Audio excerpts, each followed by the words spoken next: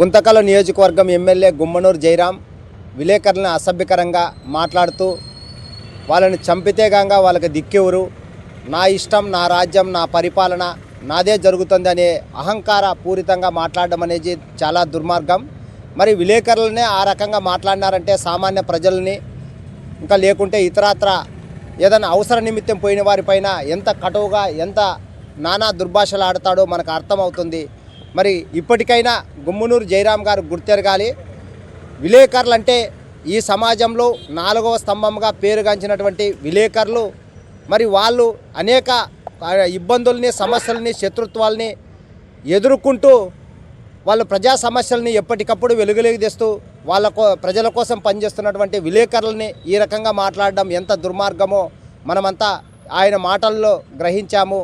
మరి గుమ్మనూరు జయరాం మొదటి నుంచి వివాదాస్పదమైనటువంటి మాటలు మాట్లాడుతూ అంటే ఎప్పటి నుంచో నేను అన్నీ చేసి వచ్చానని చెప్పేసి తనకు తానే మోసుకుంటున్నాడంటే ఆయన ఎంత రౌడీయిజం చేశాడో, ఎన్ని దౌర్జన్యాలు చేశాడో, ఎన్ని కబ్జాలు చేశాడో, ఎంతమంది ప్రజలు సామాన్యులపైన దాడులు చేశాడో అట్లనే అర్థం చేసుకోవచ్చు.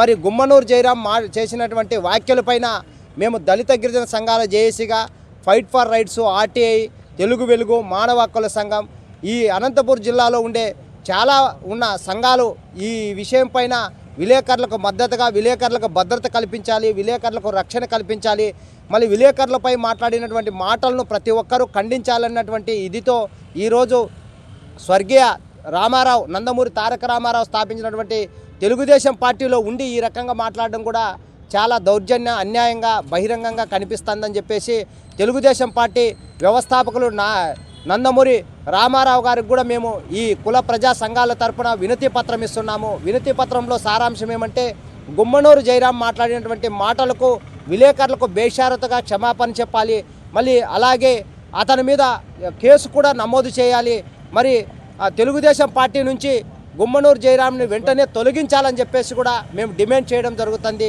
లేని పక్షంలో గుమ్మనూరు జయరాం ఇలాంటి మాటలు మాట్లాడుతూ ఇక రేపు నాడు దాడులు, దౌర్జన్యాలు చేసి భౌతిక దాడులు చేసినా ఆశ్చర్యపోవాల్సిన అవసరం లేదు. కాబట్టి ఇప్పటికిప్పుడే గుమ్మనూరు జయరాంని తెలుగుదేశం పార్టీలో నుంచి తొలగించాలి, విలేకరులకు బేషరతుగా క్షమాపణ చెప్పాలని చెప్పేసి తెలియజేసుకుంటున్నాం.